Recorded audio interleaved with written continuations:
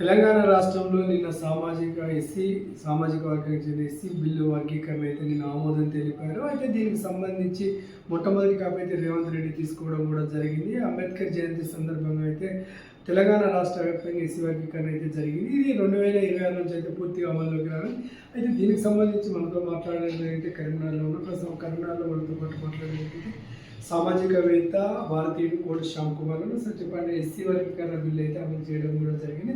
అయితే ఎస్సీ వర్గీకరణ బిల్లు లాభం నష్టం అంటే మీరు లాభం అని చెప్తాను. ఎందుకంటే ఒక వర్గం కొన్ని సంవత్సరాలుగా దాదాపుగా 30 సంవత్సరాలుగా మమ్మల్ని గుర్తించండి, మా పోరాటాన్ని మీరు గుర్తించండి ప్రభుత్వాలకు ఎన్నోసార్లు విన్నవించుకున్నారు. వాళ్ళ వర్గీకరణ ఎందుకోసం అంటే మమ్మల్ని గుర్తిస్తే మా పర్సంటేజ్ ఆఫ్ జనాభా ప్రకారంగా మా హక్కులు మాకు వస్తాయని వాళ్ళు పోరాటం చేయడం జరుగుతుంది.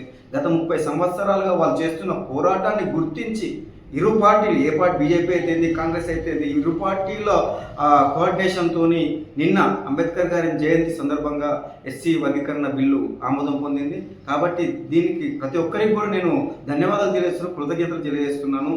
2026 జనాభా లెక్కల ప్రకారంగా ఇప్పుడు కొత్తగా వచ్చిన ఎస్సీ వర్గీకరణ ప్రకారంగా వాళ్ళకి రిజర్వేషన్ అనేది వర్తిస్తుంది.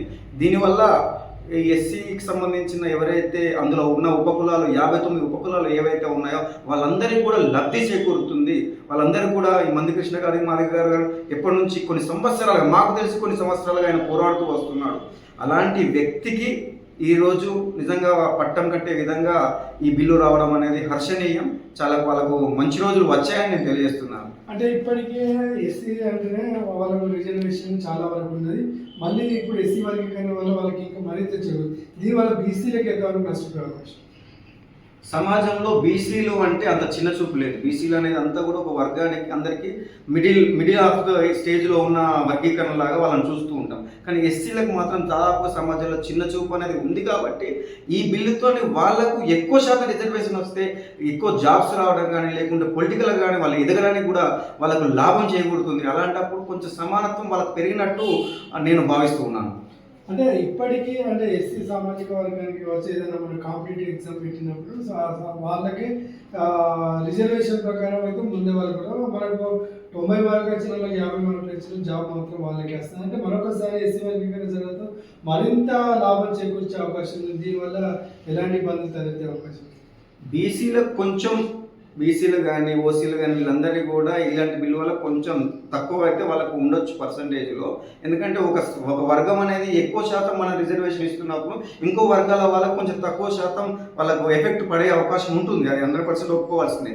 నాకు తెలియని విషయం ఏంటంటే ఇన్ని స్వాతంత్రం వచ్చి ఇన్ని సంవత్సరాలు గడుస్తున్నప్పటికీ కూడా మనం కులరహిత రాజకీయాలు మాత్రమే చేసుకుంటూ వస్తున్నాం తప్ప ఈ కులాలని అంతమొందించాలి, ఒక సెక్టార్ మొత్తం ఎస్సీ బీసీ ఓసీ ఇలాంటివి కాకుండా ఒక సామాజిక బాధ్యతగా బతికే వ్యక్తుల్లాగా మనం తయారు చేయాలని ఎవరూ అనుకోవడం లేదు. కొత్త రాజకీయ పార్టీలు వస్తున్నాయి, కొత్త రాజకీయ పార్టీలు పోతూనే ఉన్నాయి.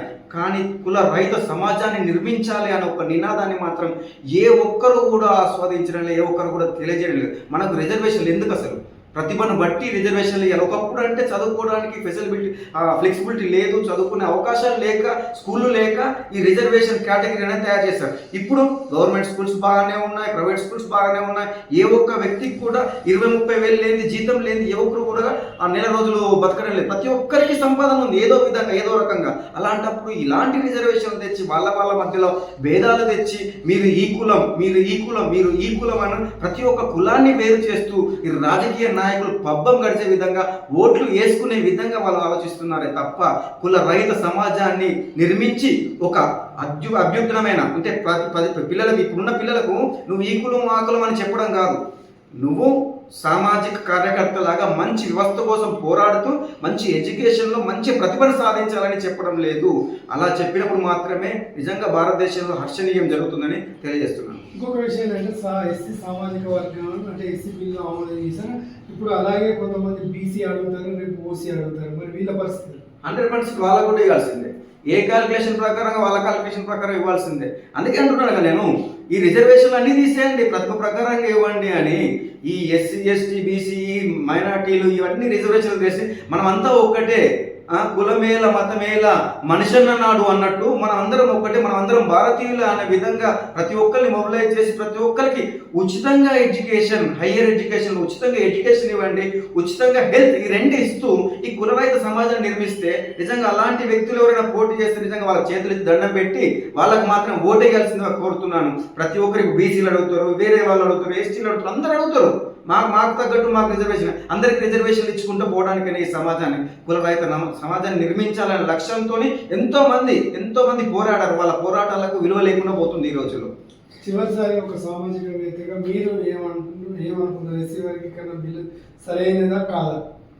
వర్గీకరణ బిల్లు వాళ్ళు చేసిన పోరాటానికి వాళ్ళకి న్యాయమే జరిగింది అనుకుంటున్నాను.